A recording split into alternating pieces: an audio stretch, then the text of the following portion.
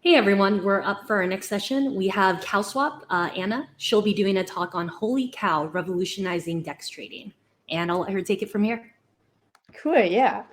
Hi everyone, I'm Anna, CEO of Cowswap, and today's talk will focus on the future of decentralized trading and basically zooming into where the DEX field is moving towards and also how Cowswap specifically is pioneering in this field. Cool. So basically, first of all, I would love to dive a little bit on what the current thought leadership is thinking about where the DEX innovation will lie in the next couple of years. And so Dan Robinson, who I guess most people know, he's one of the known researchers at Paradigm. And fully disclosure here, Paradigm is not invested in Cowswap, but he was pointing out recently that innovation will not be about designing new AMMs, but the innovation of decentralized of DEXs will really focus on fairness and cost improvements for users. And then basically just looking at a few other opinions in the space as well. Hasu, who is known because of his Uncommon Core podcast that he's co-leading together with Suju, he also recently pointed out that obvious DEX features will focus really on the protection of users. So the protection of users would include protection against exploits, such as front running, but it would also include a competition of the brokers that would compete for getting the best possible execution solution for the retail users. And then also a few other UX improvements, essentially, that he was mentioning.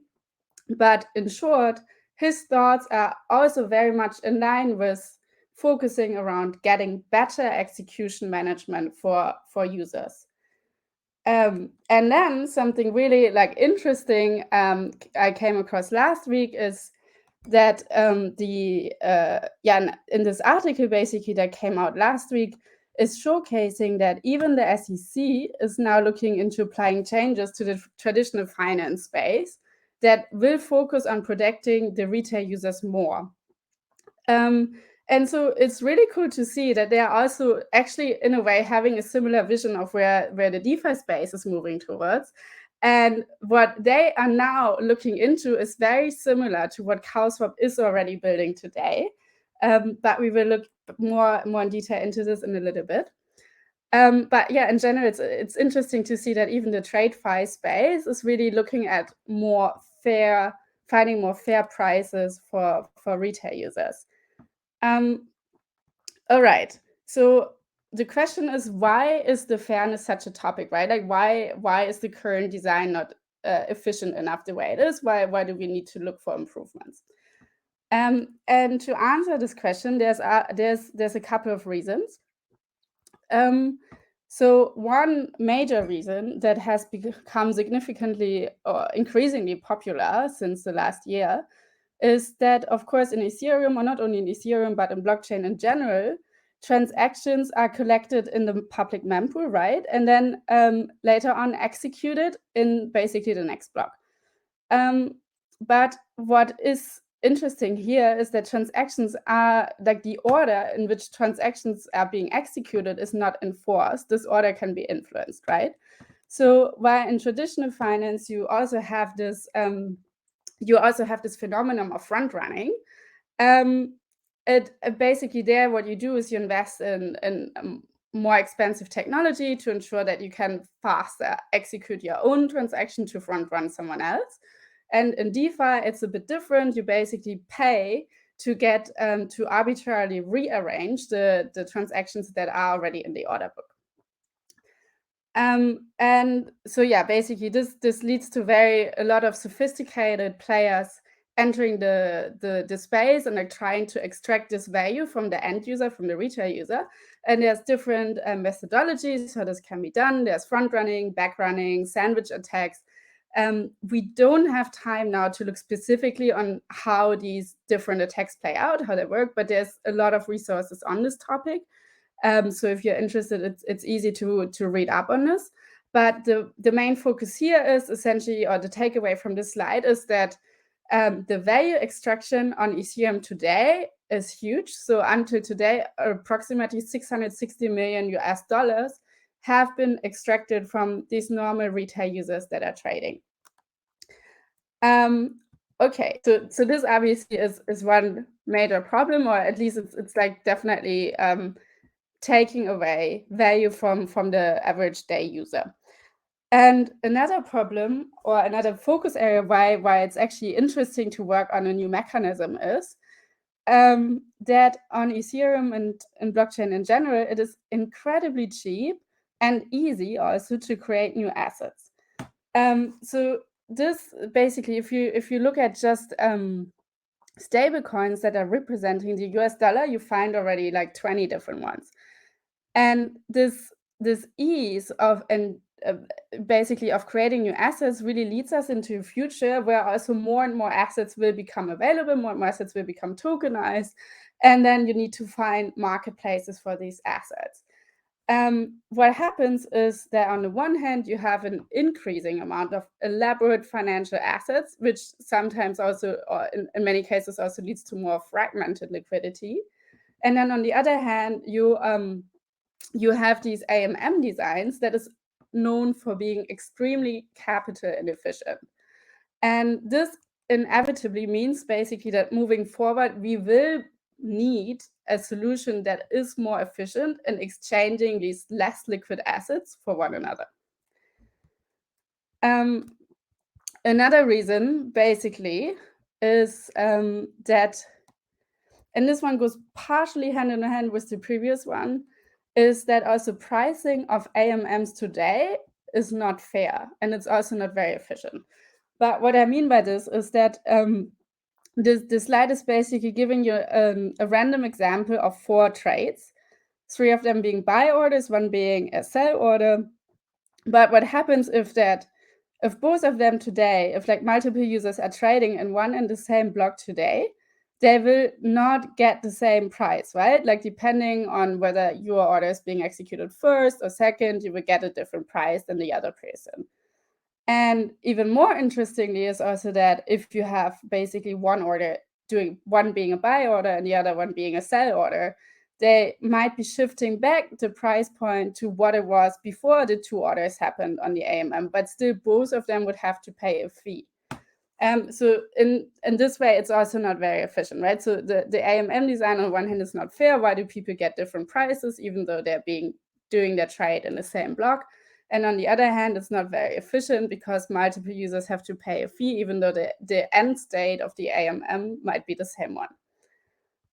Okay, so maybe to stress this point a bit more, on this slide, you can basically see an overview of one completely randomly picked Ethereum block, specifically looking at the transaction between ETH and USDT that happened in this block.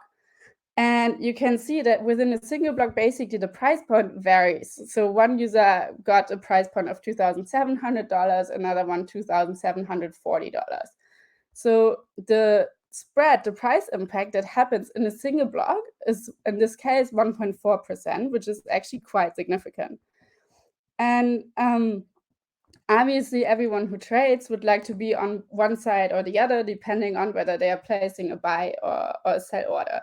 But what this shows you is that this is actually that there is significant price bet within single blocks, and that and this is also giving you a very good indication of what actually the value is that can be extracted on every individual Ethereum block. So the question is, now that we basically understand what the vision is, so towards where the DEX space is heading, and we also understand more the reasons of why the DEX space is in need for a more innovative design. The question is, of course, how can we actually get to a state that is more fair for users? And yeah, basically on this slide, what I want to highlight is that even though a similar problem exists in the TradeFi space as it does in the blockchain space, the blockchain space is actually structurally situated in a better position to solve this problem. And yeah, basically what you see on the top here is just a graph. It's giving an example of how front running happens in TradeFi. It was this cable connection that was built between Chicago and New York, between the stock markets, to ensure that information could travel faster, so that so that traders would be able to front run others. And so similar situation, different execution, but it also exists. But the benefit that blockchain has over traditional finance is that in blockchain, there is no continuity of time, right? Instead, what is in blockchain is you have block times. You always have individually sealed batches in a way, which are the blocks. Right, so in blockchain, you have per default these batches where transactions are collected, and then after a few seconds, they are executed together. So this time interval that you then natively have, you can leverage this, and you are able to apply an auction mechanism where all the transactions that you have been collecting can be traded against each other, and they can be settled at exactly the same price. So this way, what we can basically do is we match the different user orders together. We can sum up the different orders, and then we can settle them together. So basically, what happens is that you're avoiding AMM fees, you are incurring less slippage, and you can have significant price improvements. So this is exactly the same block that I was showcasing here, but showing how it would have been solved if a batch auction layer would have been used. And what happens is that you can execute all user orders at this price point. And what happens is that you get a surplus, an additional $2,500 in value that is being given to the users. So this is basically a value that would otherwise be MEV, and it's also including price benefits from not having to pay fees to AMM. And this value is value that you can save and give back to the retail users who it initially also belonged to. And well, so this seems to be, to me at least, a significantly fairer way of settling transactions in the block. So now the question is how, I mean, this is high level, but how does this actually work? How can such a batch auction mechanism look like? And so what it is, it's essentially what we are using are frequent batch auctions. And the cool thing is that they have also been already studied by academia for quite a while. For example, by one famous academic, Eric Budish, who is also professor at the Chicago University of Economics. And so the question is, how do they exactly work? And it's not so complicated. So for batch auctions, essentially what you need is have this discretizing of trading in time, which means that basically you collect all the different orders over a longer period of time. And this way you're building up a typical order book. It's basically the graph you can see on the right-hand side, where you have on the left hand, you have the sell orders that are marked in blue, and on the right hand, you have the buy orders that are marked in green. And in a way, this way you get a completely normal order book. What then happens is with batch auctions is that then within you have a specific time interval, and then after this has passed, you have collected all the orders. Then you're looking where the buy demand and where the sell demand is actually meeting, and this specific price is deciding on the clearing price for everyone who's part of this auction. So basically, you have done one single clearing price for everyone who participated. And what is so cool about these frequent batch auctions is that in Web3 today, in a way, like the infrastructure for this is already given, right? Because you already have the block time, for which anyways you are collecting over a period of time the different trades of users. Cool. And this is essentially what Cowswap is doing. Cowswap is leveraging these frequent batch auctions. And we have seen this slide before. So this is again the sequential trading that happens today in traditional finance and also in the majority of the DeFi space. But now, if you instead you replace this with frequent batch auctions, what happens is that you are able to match the majority of the trades together, right? Like you basically you can sum up the buy orders and you sum up the sell orders, and then basically what happens is you only have a small certain portion left over of, in this case, the sell order that you would still have to settle via the AMM. But everything else you can match against each other with each other. And yeah, then what usually happens is that it checks what is the clearing price of this leftover amount that is marked by the orange arrow. What is the clearing price for this on the AMM, and then this is the one that's being used for to fix the price point for all the other orders that are in this batch. Cool. And the question is, you might ask, how relevant really is this? How big is the price impact of this really? So we did a bit of a study and looked at a period of exactly 1 year, looking at the existing trades on the Ethereum blockchain, and looked at one trading pair specifically, the ETH USDT trading pair, which is one of obviously the more liquid token pairs. And if all these transactions would have taken place via batch auction mechanism, a total of $27 million could have been saved for the normal retail user. So this is value that is otherwise extracted that could be given back to users, or that not only could be given back to users, but could not be taken away from users in the first place. And this is basically just the number for one single token pair. And then, for example, if you look at ETH USDC, you have another $28 million that could have been saved. So the amount of savings is actually quite significant. Okay, now the question, how does Cowswap more specifically work? It's actually not that complicated. What happens is that we are collecting the orders from our users. The time period during which we are collecting those is arbitrary. It's currently set to 30 seconds, but it can be adjusted, and it could be shorter, it could be longer. It could basically just be the length of an Ethereum block. The next step is that then third parties that we are referring to as solvers, they are competing to find the best possible execution path for the users. So what they do is they essentially, their first check, is there any way that we can match the orders with each other, so that they would basically take the leftover amount and would execute this via either on-chain liquidity or also private liquidity, because of course also market makers can inject additional liquidity for additionally better prices. And that's it. Basically, the best solution that is found is the one that's then being executed for the user. And yeah, the neat thing is that all this, it seems more complicated, but actually it is the same or very similar UI to Uniswap. So it's really not difficult from a user perspective to use this. And it even, like, it's basically similar UX with a few additional perks on top.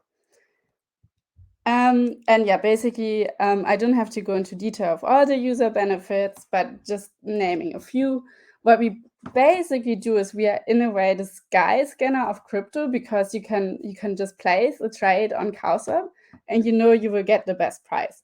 So we will basically, our solvers will always look for whatever is the best path, whether it's matching you with another user, whether it's matching you on any existing on-chain AMM, or basically splitting your trade and dividing it across multiple different paths. So this is all taken care of for you.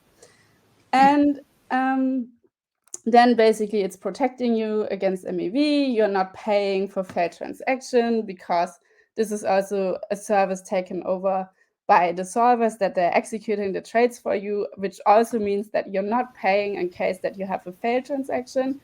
And yeah, and then basically, yeah, a few other things, but I think I'm running out of time, so I'm not going to go into more detail of those. We have to wrap up soon, if that's okay. Okay, it's my last slide. Cool. So yeah, where's our journey going? In general, what we envision is that batch layers will definitely become a dominant mechanism to settle trades on Ethereum, and not only on Ethereum, but generally on blockchains, because the price benefits that are given to users are significantly better. They're really enormous. And yeah, basically another reason is also that if you look back at the core vision of Ethereum, it really was to also remove the middleman and basically avoid paying for this third party. And this is very much in line with the Cowswap vision as well. Like, why would you be paying for other parties that are extracting your value? And in essence, basically what Cowswap, it looks like it has a fun user interface, but the vision really is to be integrated by as many external parties as possible. So Balancer, for example, integrated Cowswap already last year, because their purpose essentially is to provide the best transaction execution for their users. And there's basically the idea that Cowswap can become this really fundamental infrastructure component that is responsible for settling transaction for each block. And the good thing is that we have this positive network effect. Essentially, the more users are using Cowswap, the better the ultimate price that we can offer for every individual trader. And that's it. Thanks, Anna. This was an awesome presentation. We're going to transition to our next speaker now. Mona, we're going to go live now.